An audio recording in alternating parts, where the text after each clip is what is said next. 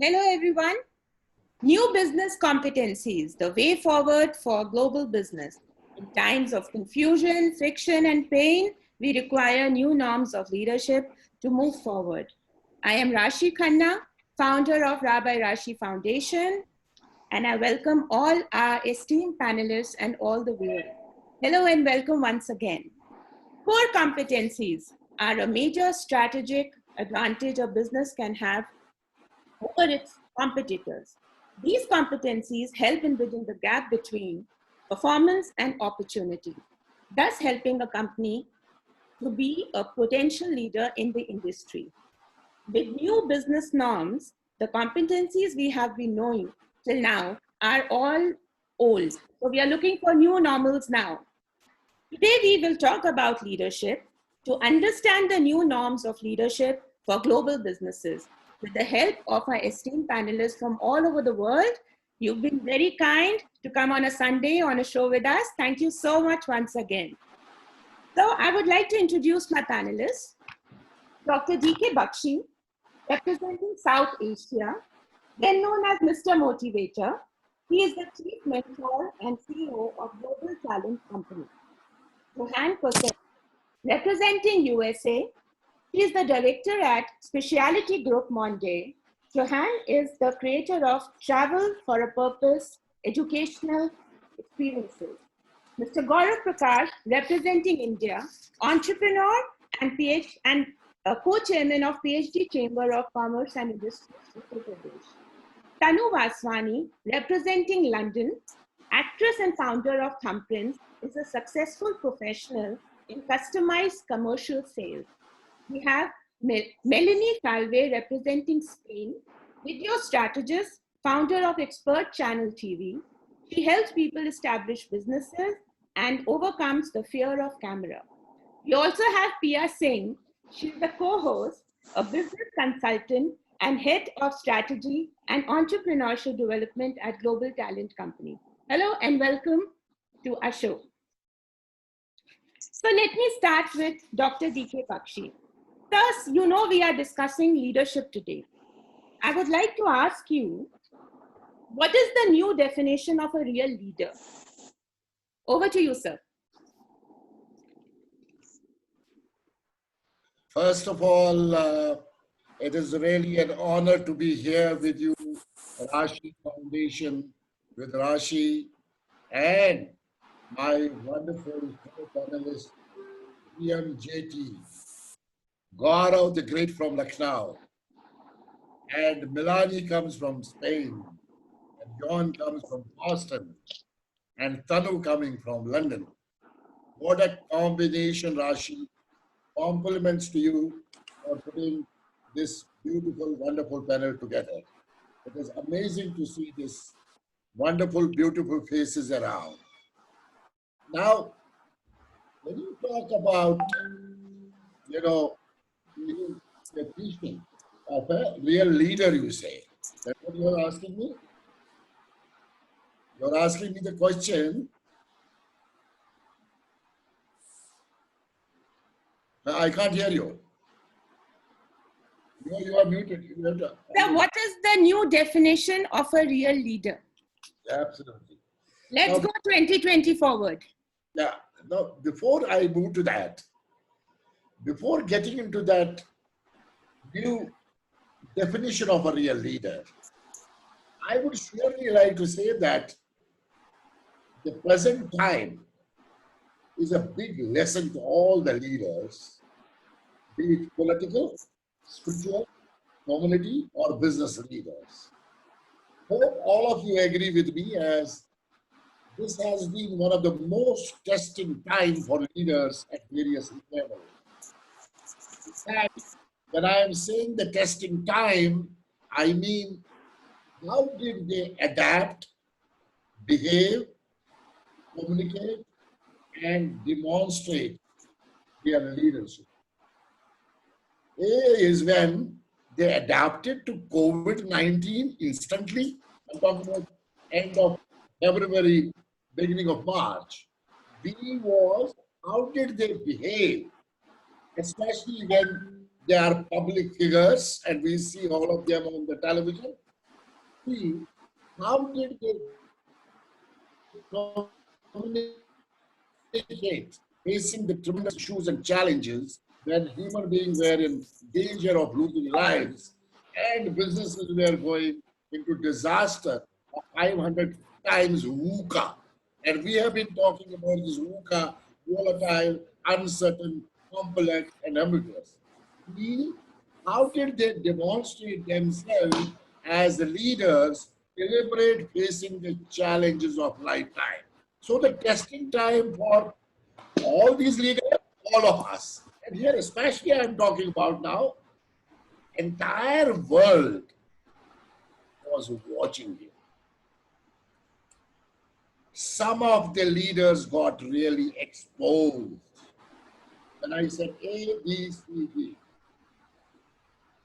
I don't want to take the names of leaders. Some of the leaders really shivered.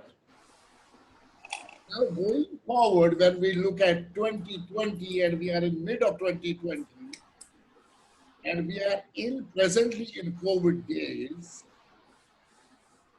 what we were in February 2020, we are not in June 2020. And what is going to be leadership in December 2020, we don't know. Let me define what kind of leadership will be there. Leader who would lead from the front.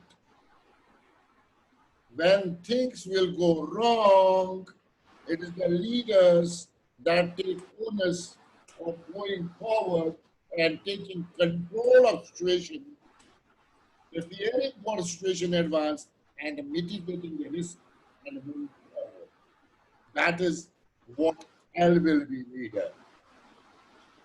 He will be engaging and exciting everyone for the future while taking control of the present. Knowing that present is going to be past soon, we have a bright future surely. No panic. We are here to get into the next level of futuristic vision. A will be aligning people and business and communities together, making all stakeholders as partners for survival and beyond. And D will be developing, delegating, demonstrating the power of people. Again, it's the power of people.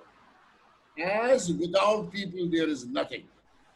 And he will be empowering to the lowest level, lowest rung, bringing in ownership at all levels. And R will be rolling up the sleeves, drive change, as change is the only permanent feature. No change, no growth. Because COVID-19 is a huge change in our way of working, way of leading, way of running, way of moving forward. Business models are changed. So need people to change continuously. So that is the kind of leadership we will be looking at when we get into post-COVID. But this will keep on changing because we don't know what is going to be new normal. So nobody is sure. This will again change because change is the only continuous process. Change is the only permanent process. Thank you very much. That was very insightful, sir. I think the whole world knows you, but I would request you to quickly introduce yourself to us once again, because I was so excited to hear you that I just forgot to ask. Quickly, 2 minutes, please do that. Yeah, my name is DK Bakshi. I have been in the field of human resources and leadership last over 30 years, 3 decades. I am a proud global Indian, and I have worked in at least 4 continents now: Asia, America, Europe, and Africa. And I have traveled to near about 30 countries, conducted workshops around the world with various nationalities, my signature programs, roadmap to Sustainable Success by another signature program, which is DNA of Leadership.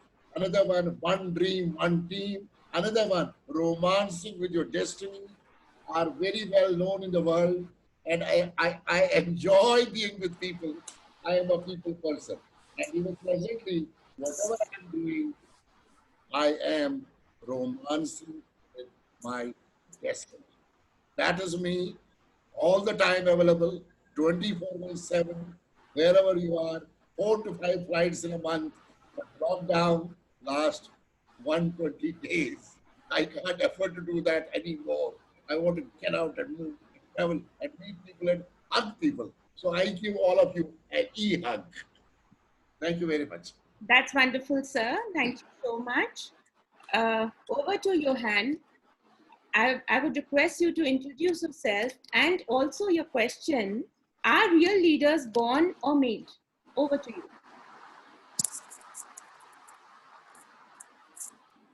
We can't hear you. Unmute yourself. Yes. Thank you for the introduction, Rashi. I'd like first of all to thank the Rashi Foundation and Global Talent for this great opportunity to meet today. I'm Johanne Cossette, and I've been in the travel industry for over 30 years. I have traveled around the world. I have traveled with children, and most recently in the last 12 years, I've been dedicating my time to create programs for academic institutions. Programs where people get involved in communities and learn from each other, perfect their skills, earn credit, and work on global understanding, cultural understanding, and help with projects with the not-for-profit foundation as well. So I'm very involved right now with Modee to create unique programs around the world. And the series of programs we are customizing is called Travel for a Purpose. Basically, travel, people will want to travel for a reason, education, wellness, and also understanding globally. So I will go right away to my questions. Are real leaders born or made? A leader is born, developed, skilled in communication, and cultivated through life experiences. It is a set of innate traits, refined and perfected over time with education, training, and experience. The most recognized behavior in leadership is authenticity and genuineness. People with natural charisma, they have a way with people and words that bring out the best in others. They inspire, motivate, they have the ability to influence others. In my opinion, real leaders are about 40% born with personal and interpersonal competencies and 60% made with business competencies. The 40% born is the raw material, which includes characteristics that predispose people to be and become leaders. Enthusiasm, integrity, being tough and demanding but fair, warmth, humanity, and humility. Personal attributes to create adaptability and flexibility are emotional intelligence, balance, creativity, determination, tenacity, positivity, self-criticism, and risk-taking. Those are the personal attributes. The interpersonal attributes are the ability to build confidence,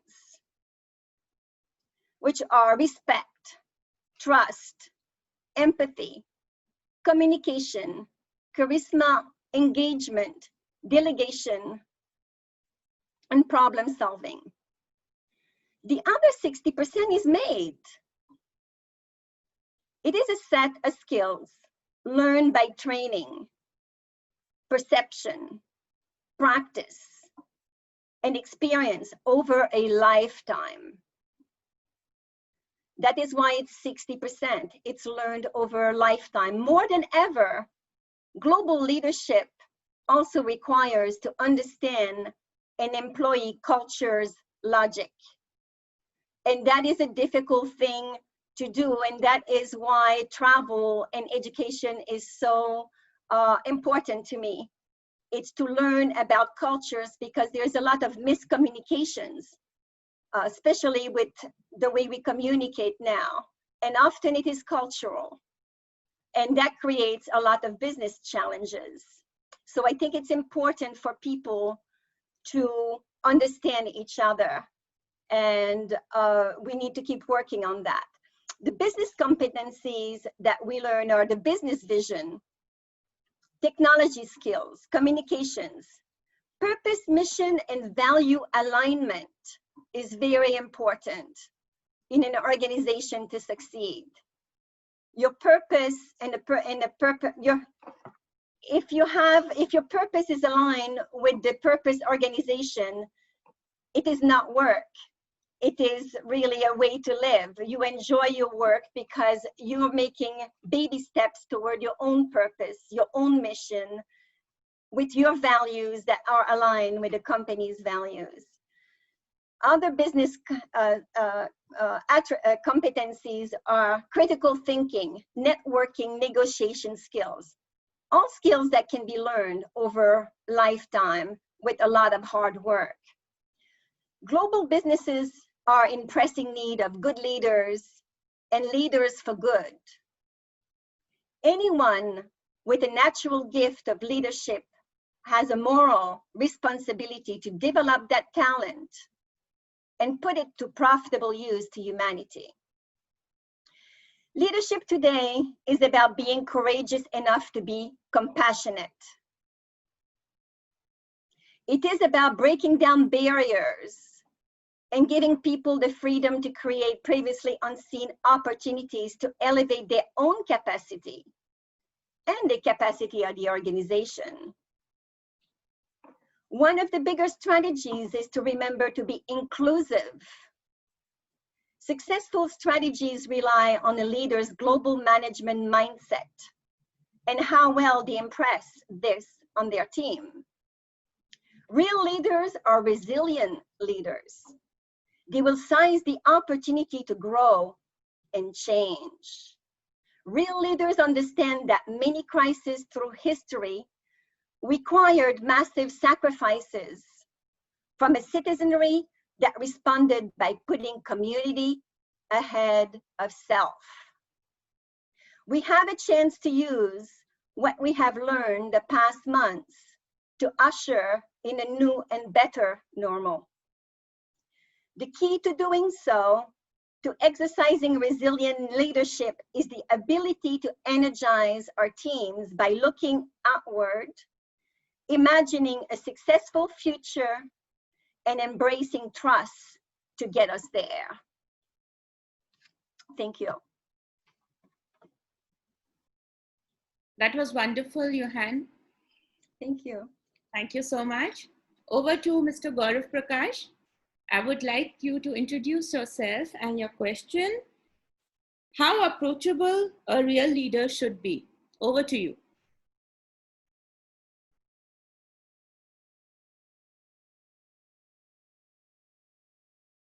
Mute, yeah.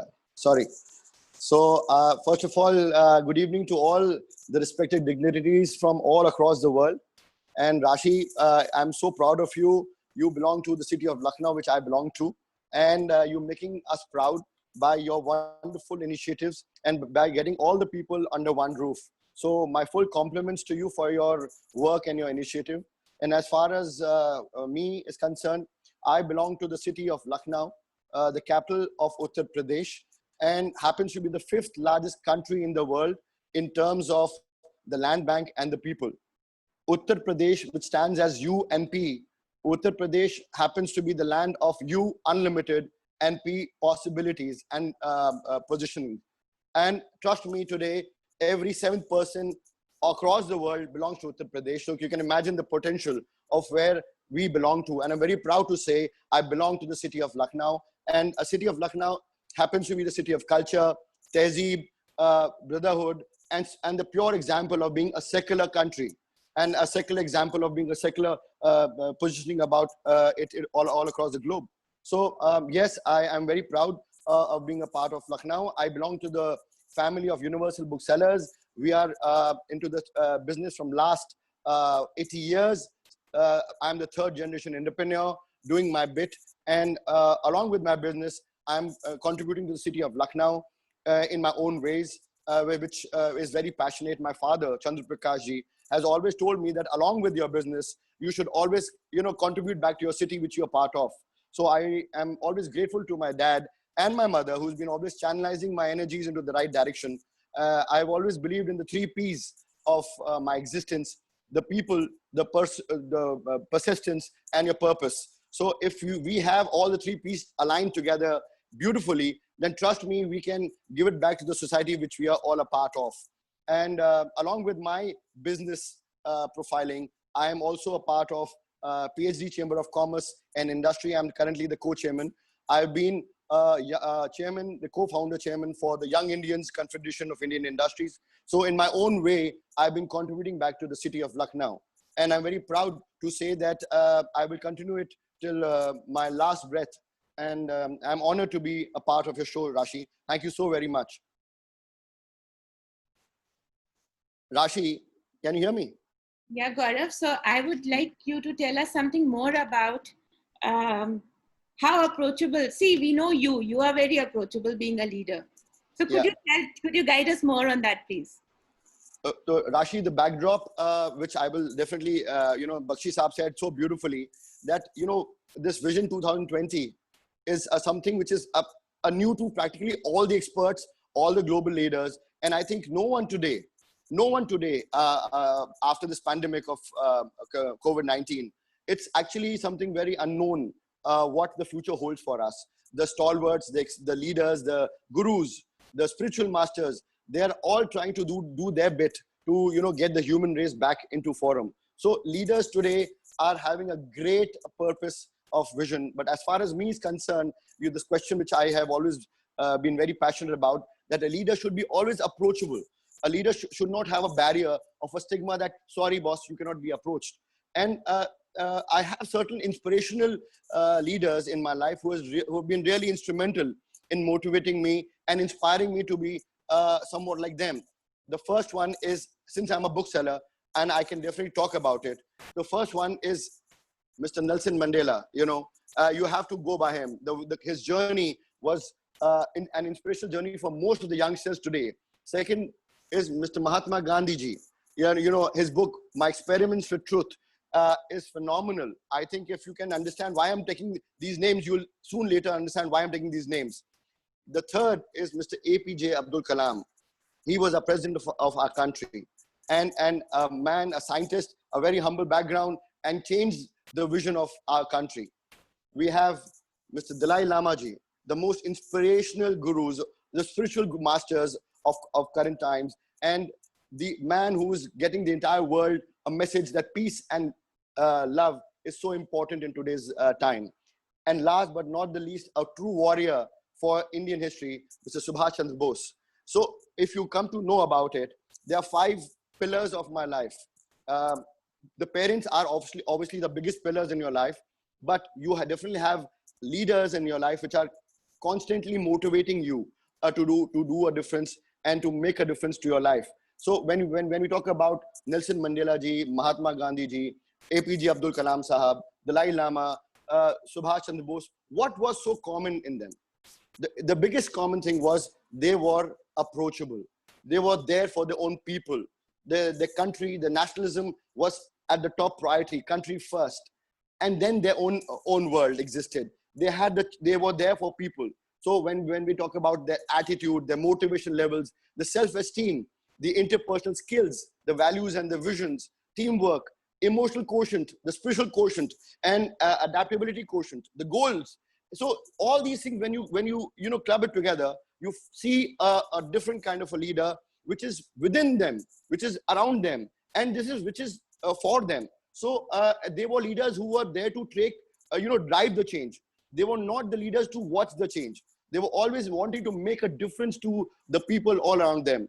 And एक बहुत अच्छा शेर है, because I belong to the city of Lucknow, and I will definitely translate that also in English for all my audience all across the globe.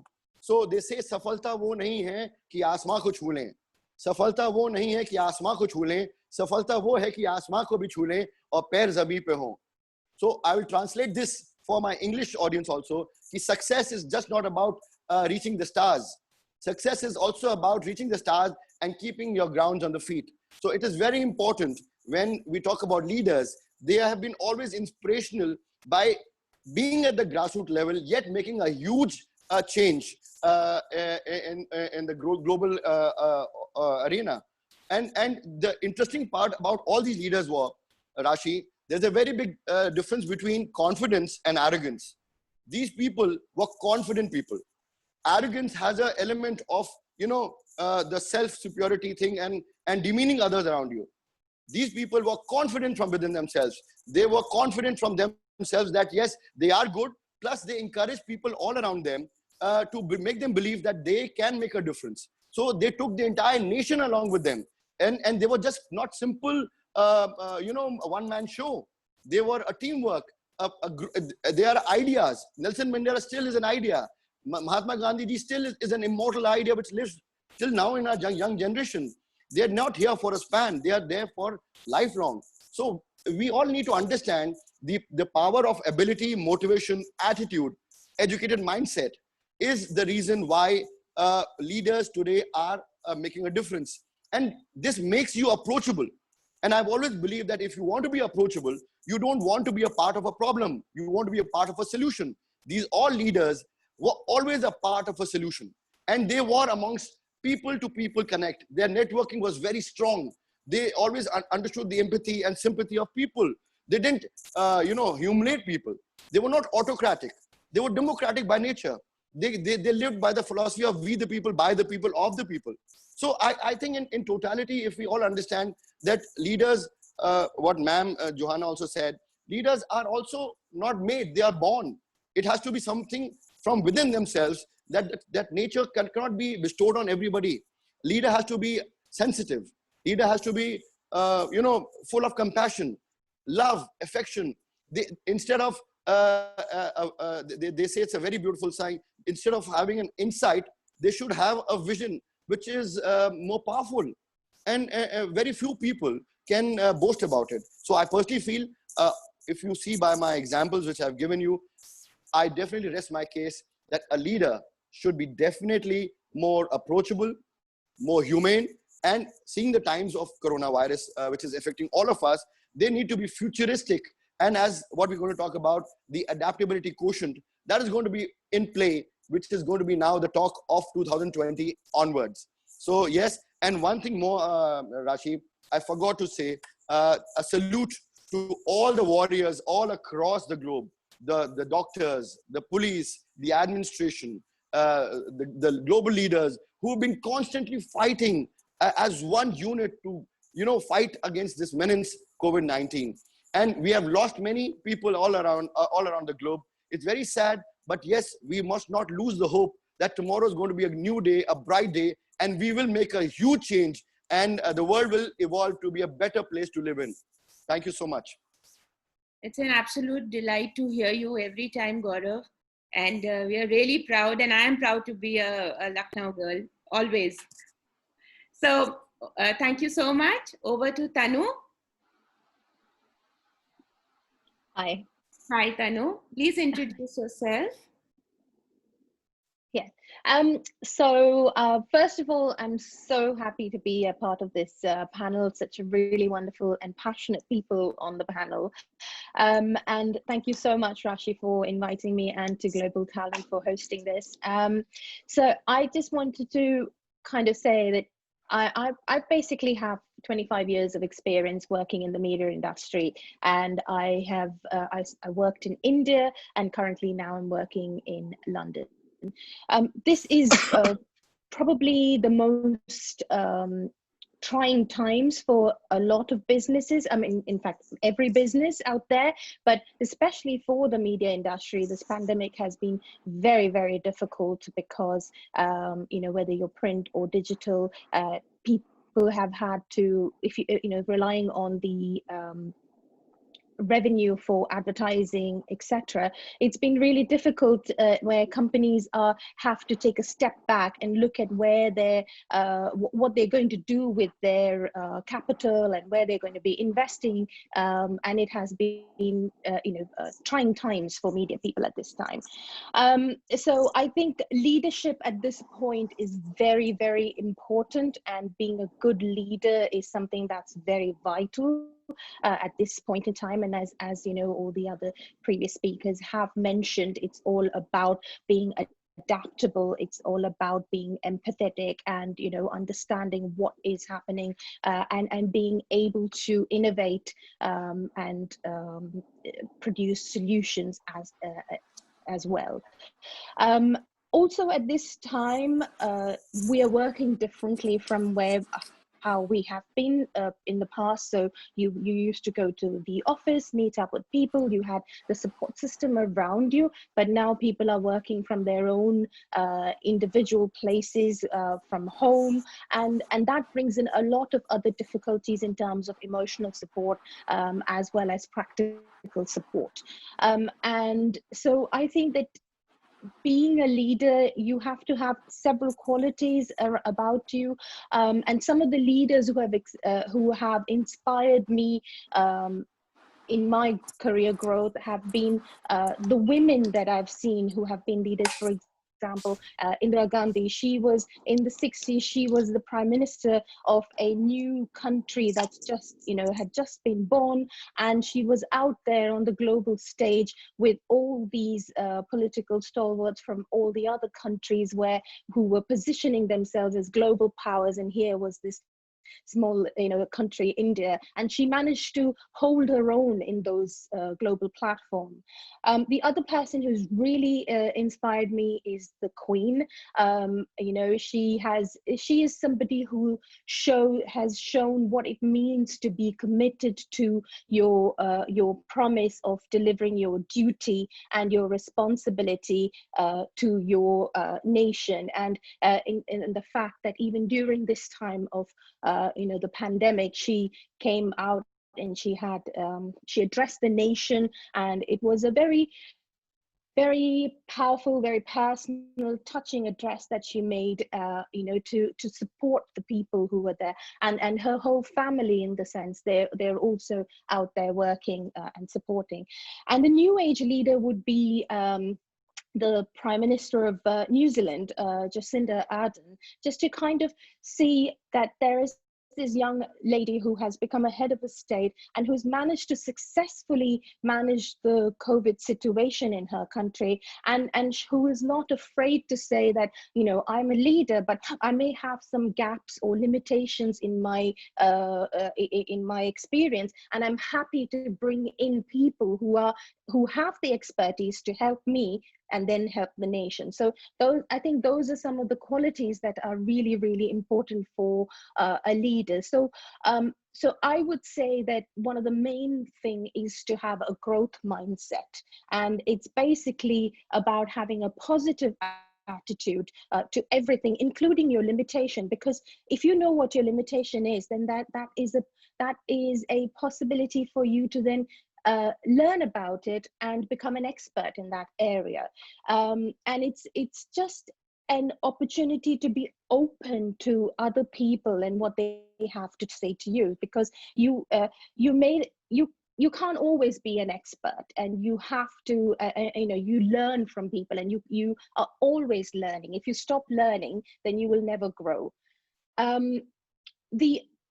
The second part, especially in this situation, is honesty. And I can see that personally from where I'm working and with my friends who have been talking to. as a leader, you have to be very honest with your team and your group, because if there is no honesty, and especially at this time where you are sitting away from your office and you're working in a silo, and you don't know what's going to happen. So the people in the UK, people have been furloughed and now they're coming out of furlough, and there may be a lot of redundancies that are going to happen. So you are there in your mind thinking, oh my God, what's going to happen to my future? And you have no a communication from your team leaders to say, this is what is being planned, these are the different stages, this is what's going on. If you don't have that, then your team member is not going to perform as they need to be doing at this moment, because they're going to be worried about their own personal problems. And so as a leader, you need to be honest. You need to tell people that, yes, this is the situation and this is how we're going to deal with it, but there is a way out on this. And if there is no way out on this, we're going to support you through that and help you, get to where you need to reach. And then I think Dr. Bakshi had said this about being accountable. So that is also very, very important, because it's not just in the pandemic time, but at any point of the time, a leader has to be accountable on what in every part of their function as a leader. So the buck stops with you. So if your team knows that you have their back and that you are, you need to give your team some responsibility so that they can go out there and learn and do and innovate and bring in more, bring in new ideas into the group to help with the growth. But if they make a mistake, they need to know that you will then have their back, because you're going to learn from that mistake. It was a mistake, but there's always a solution to that. And you're going to learn from that, and that you're going to be accountable, and you're not just going to throw them to the wolves and say, oh, it wasn't my mistake, it was this person who did it, because that's not a leader. So accountability is the other one.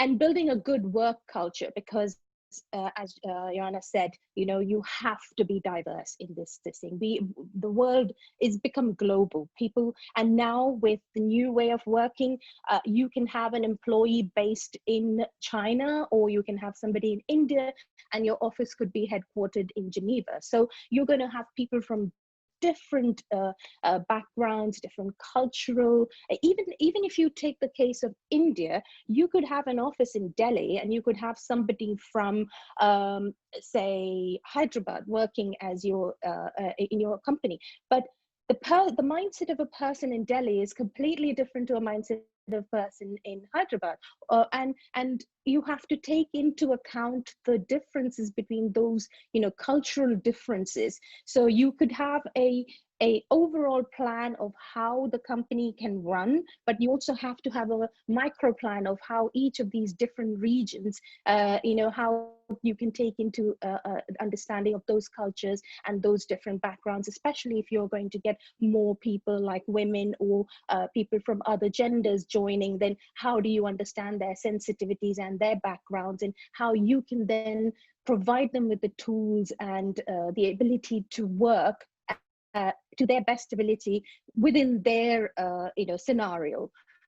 And then I think one of the other most important thing is also to recognize effort.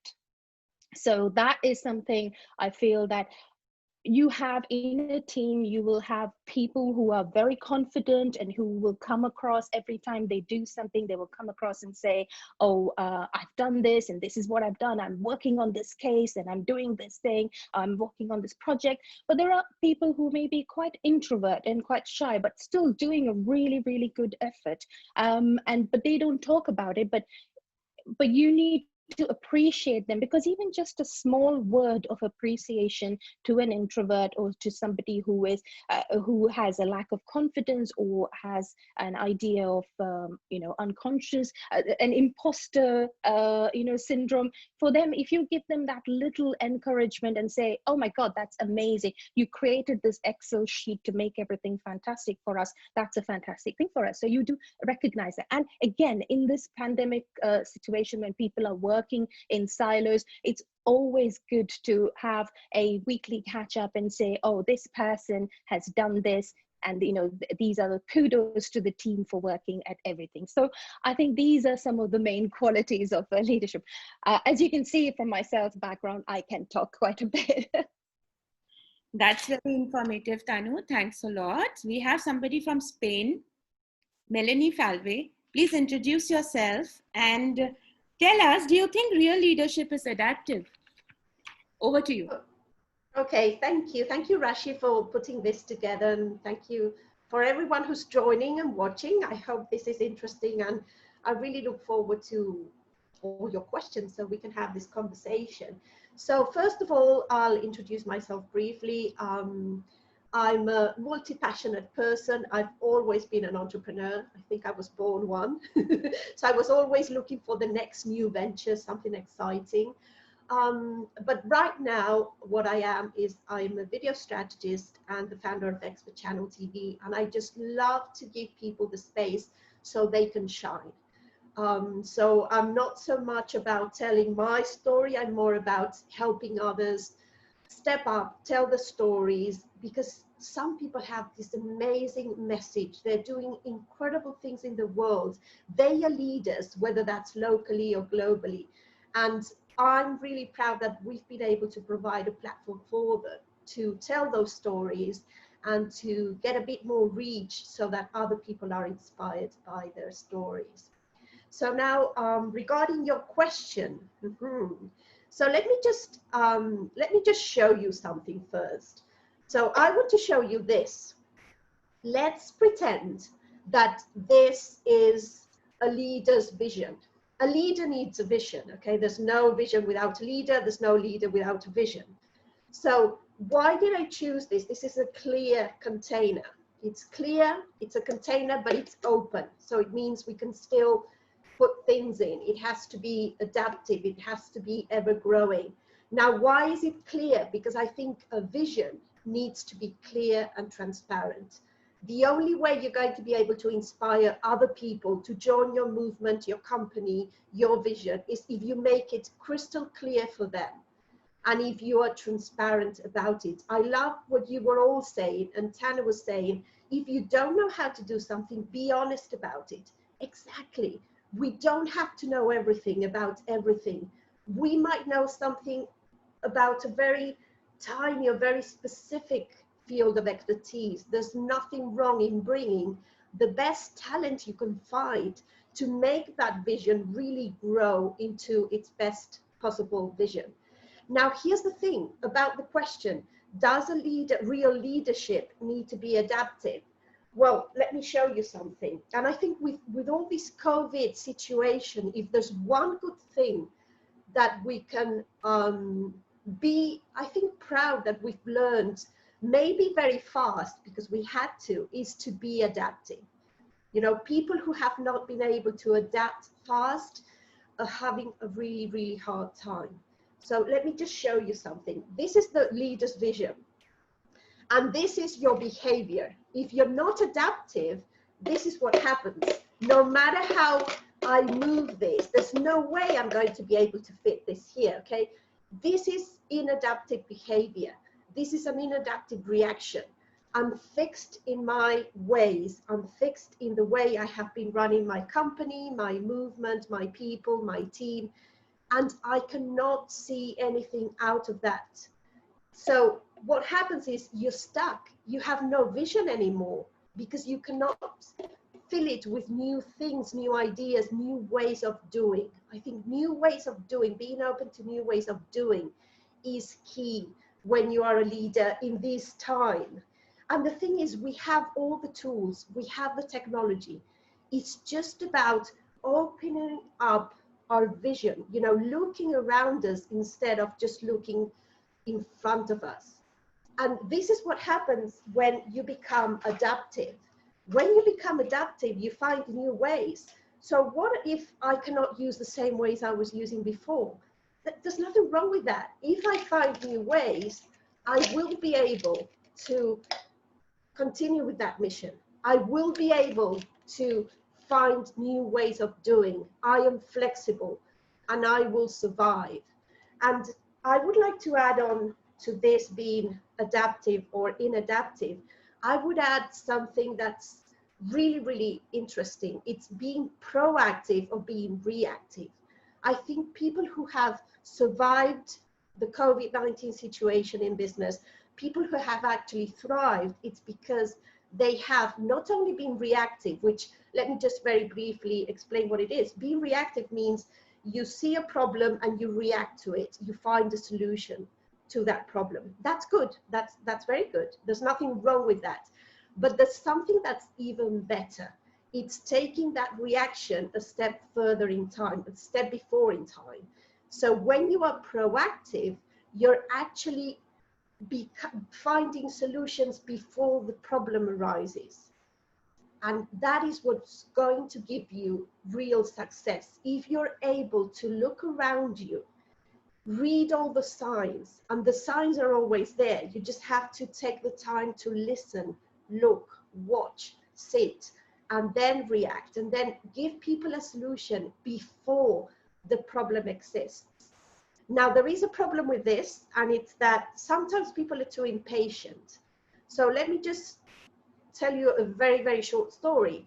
Back in 2016, somebody wrote a book about backdrops, video backdrops. You know, when we go on video, everybody has something behind them.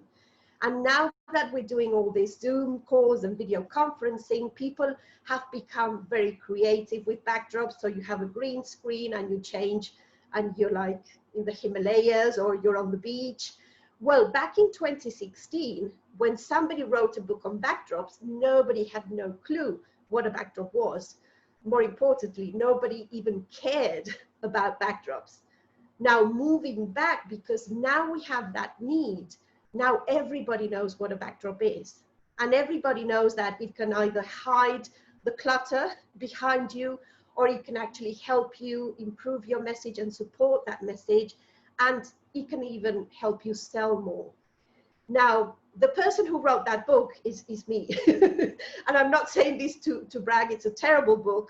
I wrote it in like 2 days, but I saw the need for that. It was too soon. And I was about to give up because I was like, people don't get it, but it's so important. I can see it. Now, I often joke about this, and don't get me wrong, because I do understand the terrible situation many, many people and people close to me are going through with this pandemic. But I often joke and say, it's taken a pandemic for people to understand what a backdrop is. So if I was proactive in that time, but I kept my vision going and it evolved into something else, if I had abandoned that vision, then I wouldn't have a business today, probably. So it's very important to be adaptive and to be proactive. Okay, now I want to also add on to this. It's very good that the leader is adaptive, flexible, proactive, or even reactive. But what about your team? It's not only necessary that the leader is able to provide change. You need to make that change as comfortable in a way. Change is never comfortable, but as comfortable and safe as you can. People are usually scared of change because it's uncertain. You don't know what's on the other side. Everything we don't know, everything we cannot control, we're scared of. And the majority of people are scared of change. I think it's your duty as a leader to make that change, make that transition as safe as possible for your team members. Because safety is one of our, human basic needs. We need to feel safe. When we don't feel safe, we panic. And sometimes that panic can turn into violence. Sometimes it can just turn into, not knowing what to do, and you're blocked. You just don't know what to do, where to go. So as a leader, I think it is very important to make that transition, again, very clear, very transparent, and very safe for your team members. So I hope this helps and it gives you a vision into my way of thinking about leadership. Thank you so much, Melanie. And I think we all can relate to what you just spoke and shared with us. So we have a lot of questions coming up from the attendees who are actually watching us. And there is a question for Dr. Bakshi. Sir, please unmute yourself. So there's a direct question for you. How could socio-economic impact of COVID-19 be revived from survival to revival? Over to you, sir. Yeah, it comes again on the leadership. I would say that, first of all, leadership has to be compassionate, communicate with clarity, collaborate, and have empathy, and show the hope, and be transparent, create trust for transformation. When I said being compassionate, I can give you examples of some of the leaders who have, and especially the women leaders in the world, 6, 7 of them, they have handled this COVID-19 differently than any other leaders in the world. So compassion was the first one, and they communicated also differently. When you look at some others who communicated differently, and look at even our own Indian Prime Minister communicating differently. And then when I say 3 T's, and I am referring it to Dr. Asha Bhandarkar, one of our leading psychologists our country has produced. She is well known, and she was on my webinar mid of May along with Padma Shri Dr. Preetam Singh. And I'm quoting her, and she said, trust, transparency, and togetherness. And I am adding it on transformation. So in case we have to have a positive impact of putting it together, we have to have this approach of making sure that leaders are trustworthy. We trust the leader. What leader talks delivers. There's a difference between what leaders speak and what they deliver. That's where the mistrust takes place. So this trust element becomes very, very important, whether it is a political leader, whether it's a spiritual leader, whether it's a community leader, whether it is a business leader. So the moment trust fails, everything fails. So we have to ensure that there's a trust. Second, there's a complete openness. Because many of the speakers already talked about transparency. There are some countries in the world today where we question on transparency. We don't know what's going on. So I don't want to name the country. So when the leader is transparent, then the third one is togetherness. That means whatever difficult situation we are in, let's together face it. And together face it means not only as a community, as a country, together as a global world face it.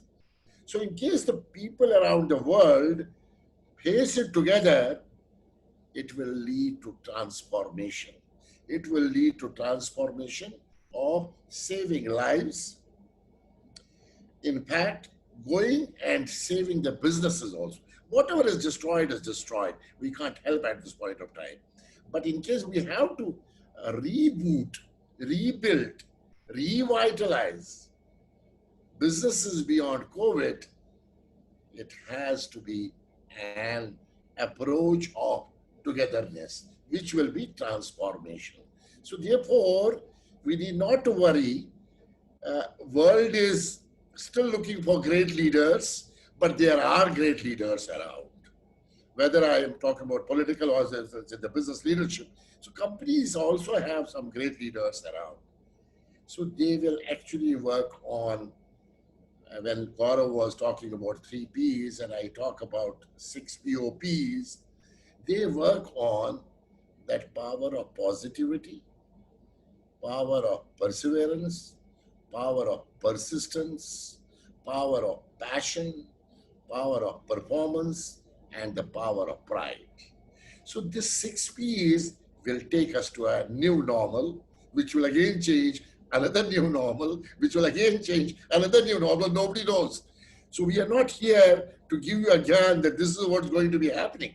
No way. Nobody can talk about it. But in case we have the 6 P's in our mind, and in case we have this 4 T's, Dr. Bandarkar, I have added one more T to your 3 T's, leading to transformation.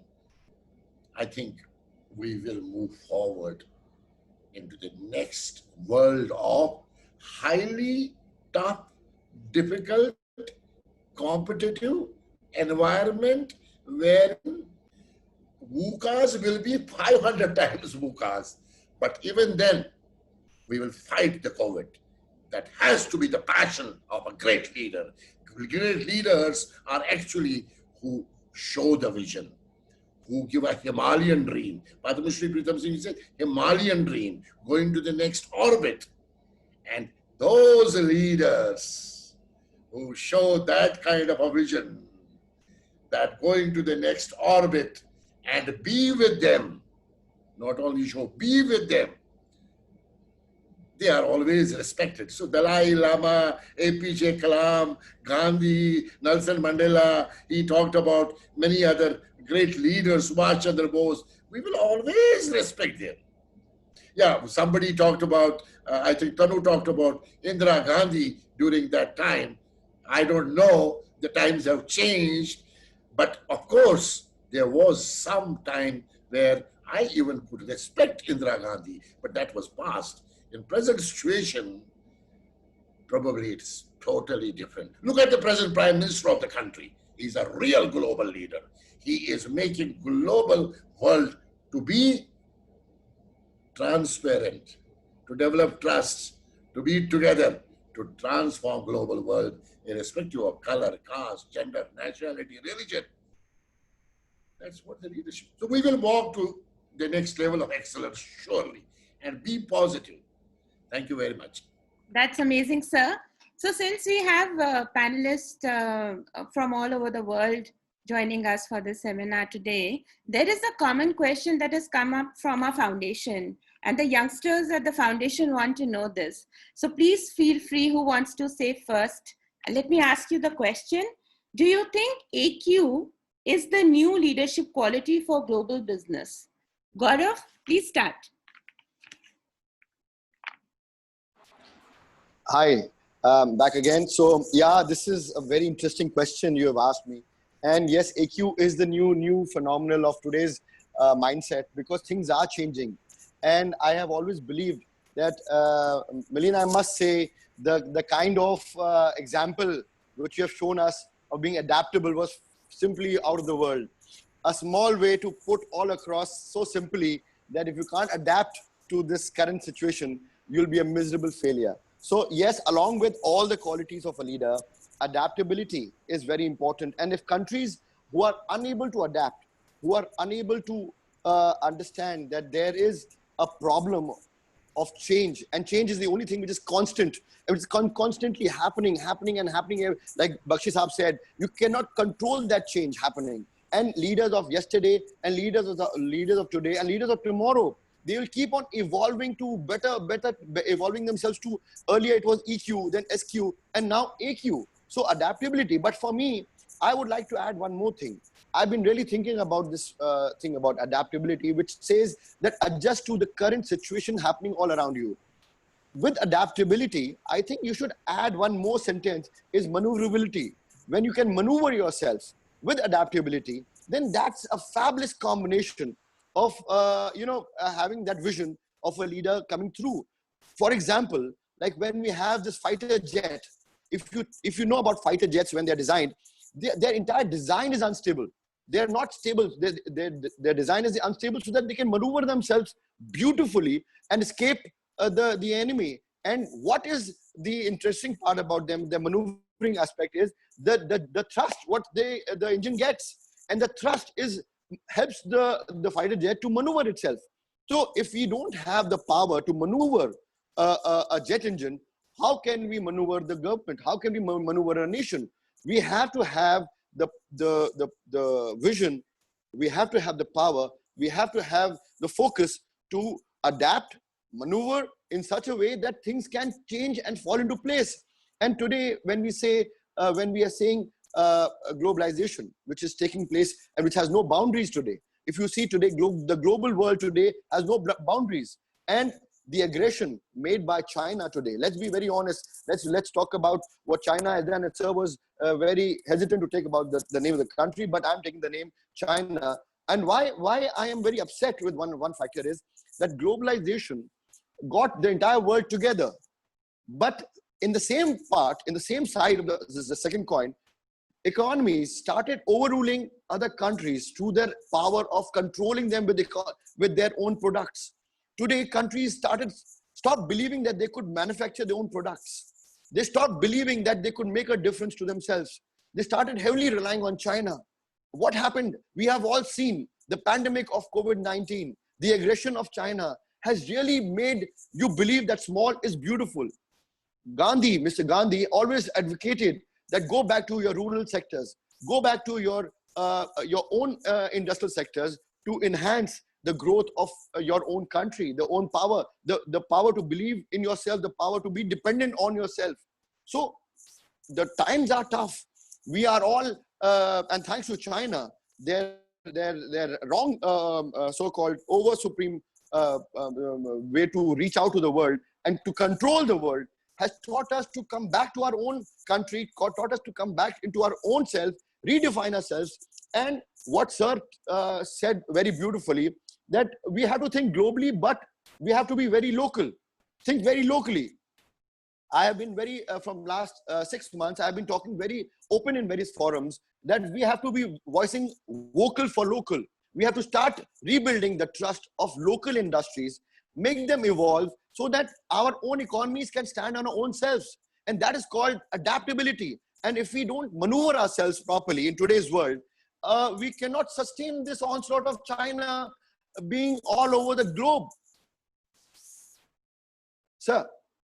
Can I add? Yes. Sir, please. Beautiful. Gaurav Prakash, great. In fact, I would like to compliment Gaurav for a detailed response to this question. And in fact, when I see IQ and EQ, I am actually adding on today, which is very important, AQ. That is adversity quotient. Now, what has happened because of COVID-20, leaders would need AQ. Anticipate, how to cope, how to adapt. And when we understand AQ, which is AQ is adversity quotient, which is able to improve with a radiant effect the performance, the productivity, the problem solving, the innovation, the energy, in order to keep quality of life going and moving forward. So I would say business leaders have to have the leadership qualities of adversity quotient necessarily as the core capability of life. And adding to Gaurav's statement, global talent, locally and locally. Global talent, locally and locally. That's what the Prime Minister of India is saying. So we have to be global, but we have to be local. Yes, sir. Totally agree. Totally agree. In India, I cannot do it American way. In Thailand, I cannot do it German way. And in America, I cannot do it in Indian way. While we are all global people, that's why I say local, thinking global, but acting local. And this is not today. I'm talking about when I was working in India in 1997. I was working for a company called Luxor India, and we launched Parker pens. Parker is, I love my brands. I love my shaving blades, Gillette shaving and Parker pens still. Parker means lifetime warranty pen. And this Parker was owned by Gillette at that point of time. When we entered into a joint venture with Gillette Parker, the Americans came to this. Many of the people who are watching, they know about it. So Americans came to our country, and we had a big launch of launching Parker pens in India. And they said, you have to do it our way. He said, no, we will do it our way. And I respect Mr. DK Jain, who is no more, who was the chairman of writing instrument industry king in this country. And I worked with him for 10 years. And when I went to them, I said, no, I will have a global thinking, but I will do it localized here. Be vocal. Absolutely, sir. And we launched Parker pens at 50 rupees, Parker Beta in the country. And within 6 months, we did a business of 25 crores INR. That was locally, vocally, with a global, this is the Parker, with a global mindset, global technology. And Ravindra Kachru, who is part of my team today, he was the first quality Parker manager in the country. Absolutely, sir. We have to be local, vocal with global talent. That is the beauty of life. And leadership is to drive this.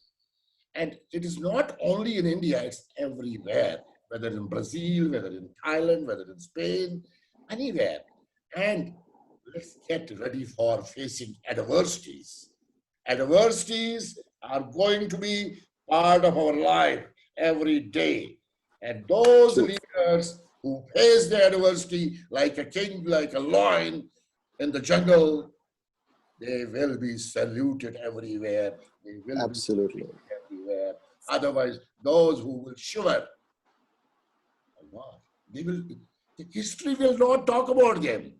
2020, we are here. We are talking about 100 years back. In 2080, we will not be here, but people will talk about some of the leaders who were warriors of this 2020. In 2120, people will talk about this COVID-19. We are not going to be there. There will be some names, which will be historical names, who face this adversity and still led and managed businesses. Loud people became compassionate and had humility. True, sir. That's lovely, sir. Well said. We are running short of time. So there is a question for Melanie from the audience. How does one put passion into practice? You have 2 minutes. Okay. Well, I think when you truly believe in what you do and you truly believe that what you do can change somebody's life. We're speaking about leadership, but I truly believe that you can be, everyone has a potential leader inside of them. I know this is a bit controversial because there's different theories and not everybody agrees, but I truly believe this. Some people are just not interested or not able to unleash that leader from within. But you can be a local leader, you can change your community, you can even be your own leader, like change your life. So when you truly believe that you have something that's going to make somebody's life easier, happier, better, you owe it to the world to put it out there. And if that's something you have, whatever it is, a product, a service, a message, a thought, if it's going to make somebody's life easier, better, happier, you need to share it. And that gives you the passion you need when you truly believe it, that what you do is transformational for somebody else. You'll find your passion. That's it. Beautiful. So we have a common question for Tanu and Johanne both. Can we hear a bit about gender, race, equality in leadership? It's a burning global question currently. 2 minutes each. Tanu and then Johanne. So I think that's a very, very important aspect to look at, because as I said, we are becoming global, and we have people, even in London, if you look, there are people from various nations and culture. So, and that goes to looking at things like social intelligence, so SQ. So it's about trying to understand the different cultures that people come from.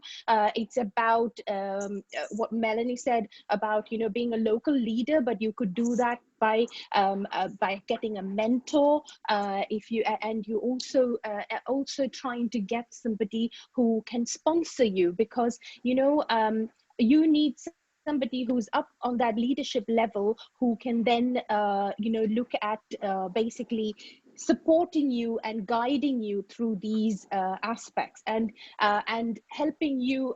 This is for somebody who may be a leader and still has a long way to go, or who's not a leader, and who is, you know, looking to get to that position. So I think you need to bring a lot more people into the conversation, and this includes bringing men into the conversation. This includes bringing people from other gender types into the conversation, because what happens is that most of the time it's a group of men sitting around a table and saying, oh, we need to have equality and we need to have, you know, more gender diversity on there. But actually, do they know, for example, the seat belt in a car was designed for a man? So what happens is that when a woman is driving, you keep pulling it all the time because it's actually designed for a man. And when you have an accident, it hurts a woman more than it would probably hurt a man. So because there was no men involved in trying to get this, this innovation out. So now you need people from all different areas to be part of this organization. So whether it's change management and you're inputting a new technology, then you need the people, the front office people, the people who use that technology day to day to actually be part of that group, which is the think tank deciding what technology do we need to input, what is the different aspects of that technology that we need to input. So it's not just a case of a manager's level sitting and thinking that, oh, I need to include a CRM system, but you need to include the final people who are using the CRM system to say what is relevant for them. So I think that's how, you know, inclusivity and gender diversity needs to be brought in that way.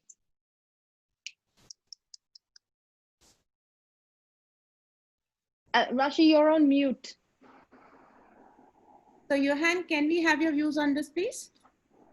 Yes, that was very well said, Tanu. I think one of the bigger strategies is to remember to be inclusive. And the reason I say that is because whenever you have a problem, I think it's good to get perspective from everyone. Everyone has something they can bring in. I think it's beautiful if you have a team and you can value everyone for their experiences, for their culture, for what they bring in. Everybody has something. If you encourage them to be, if you're non-judgmental and you encourage them to participate in solving issues when you have a team, beautiful things can happen because everybody feels that they're valued, and everybody can bring their own perspective, which gives you clarity on solving a problem from different angles, and also gives you the knowledge to solve it to satisfy everyone. So that usually the results are much more sustainable and much more adapted for everyone. I think that's very informative, Johanne. Thank you so much. We have a lot of questions in the chat box and probably we will be answering all of them. Over to you, Pia. Please introduce yourself first quickly. Hello, everyone. Okay, introductions are particularly boring. I would just say that I am here to facilitate the session. Remaining, I guess we can take up later. But as a benchmark, I'd say that I am supporting Mr. Bakshi. I am a lead for strategy and entrepreneurship development with Global Talent Company. And I guess if I have to close, it is really difficult. You see, after listening to our experts, how can one do justice to squeeze all that information into 5 minutes? So it's going to be a tough task. So Rashi, thank you for having me, but you gave me a very, very tough task here. So okay, let me start by thanking people who made this talk possible. So our distinguished panel, thank you so much for taking out time on a weekend and being here with us. I would also like to thank Rashi and By Rashi Foundation for organizing and conceptualizing this talk. Then I would like to thank our media partner, the news agency, to be kind enough to cover this conversation. And finally, Global Talent Company, being the knowledge partner for the event. So if I have to summarize things, I will just take the gist of what all everybody has said. So to be a leader in these uncertain times, and we never know how the future spans out, as Mr. Bakshi said. So you have to want to lead. So leading can be gratifying, often exhilarating, but it is also lonely. And then Mr. Bakshi gave us 6 P's to get to our new normal. Then the second thing could be that, we need to work out the key people to keep on our side. So as an example, after the Great Depression in US, the Democrats, they brought together Southern whites, Northern blacks, the working class and the liberals, and that served them well for decades. And if I join it, what has been conversed so far, I'd say there needs to be trust, there needs to be transparency, and there needs to be togetherness. And that together will lead to transformation. We also heard that it helps to be a good communicator. And that means, above all, understanding your audience. It also helps to listen. For example, in the Cuban Missile Crisis, perhaps the single most terrifying moment of the Cold War, President John F. Kennedy insisted on hearing his advisors' different points of view before deciding on how to deal with the Soviet challenge in Cuba. As Kennedy also demonstrates, choosing good and independent subordinates is a safeguard against making bad decisions. And decision making in critical times is what we really need right now. If you can foretell the way the currents of history are flowing, you may be able to write them. So we were talking about history, and I would like to add that Bismarck famously said that a statesman must wait until he hears the steps of God sounding through events, then leap up and grasp the hem of his garment.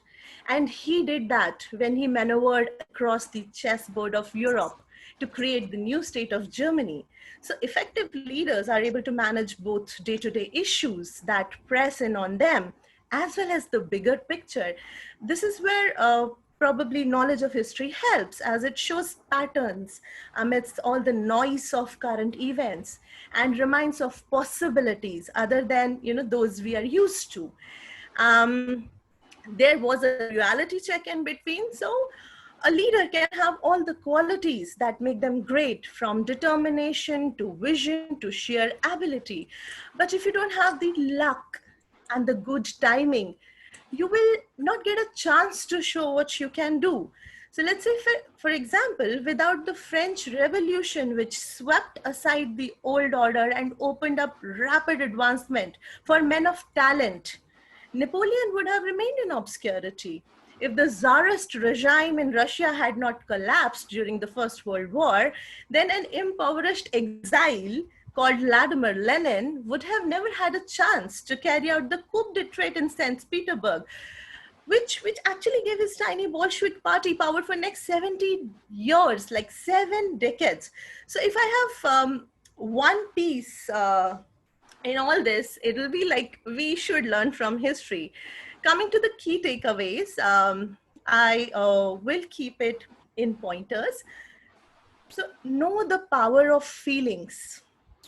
Leaders who just focus on results do not do nearly as well as those who also pay attention to relationships. But be tough in a crisis. The only time people definitely want a take charge, decisive dictator is during a crisis. Know what makes your employees stay and what makes them leave, but judge only by what they are good at. If you want people who are competent at everything, you will end up with a team of mediocrities.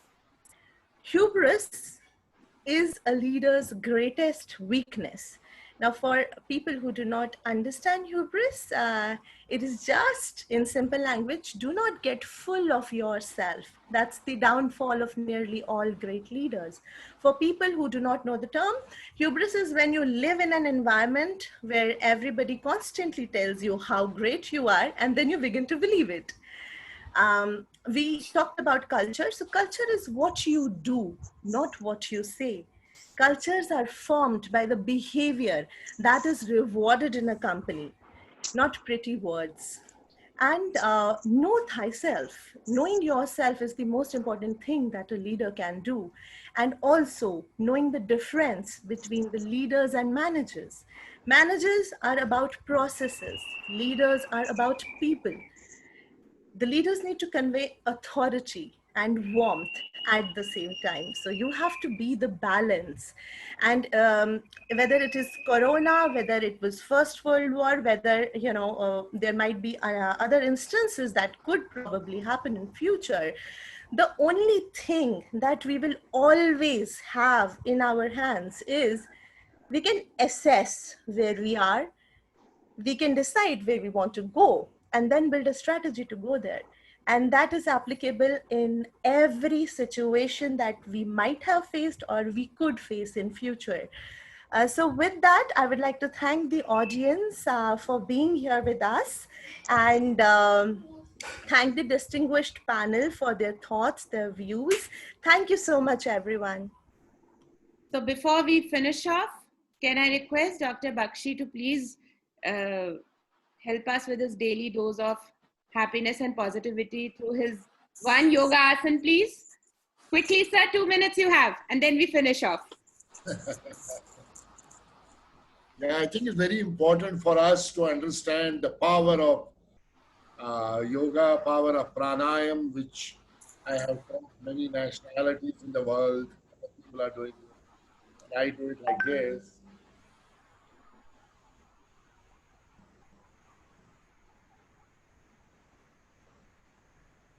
And then you can do this way. This is another beautiful, wonderful.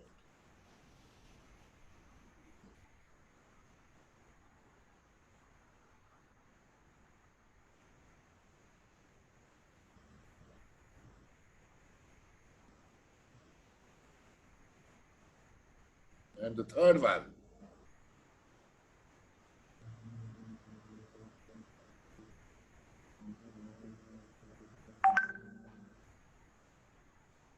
We don't have that much of time. But in case you do these 1, 2, 3 regularly, religiously, at least 30 minutes in the morning, you have the power of passion. You will always say, who am I? I am a champion. Who am I? I am a leader. Who am I? I am a star. Who am I? I am going to deliver a great business leader. Who am I? I am going to help people. Who am I? I am a youth. Who am I? I am a future. Who am I? I am a proud global Indian, or I am a proud global Spanish, or I am a proud global American. When you create that kind of internal and external healing, you will always have the power of passion to communicate to